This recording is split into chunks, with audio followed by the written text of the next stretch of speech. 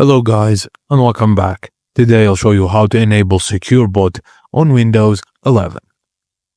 Firstly, check your disk partition style and if Windows 11 is required or supported on your device.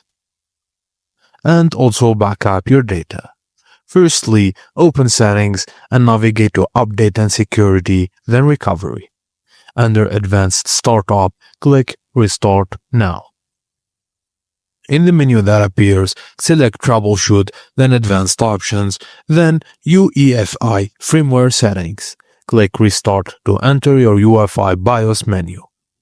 Once in the BIOS, navigate to the Advanced Security or Boot section.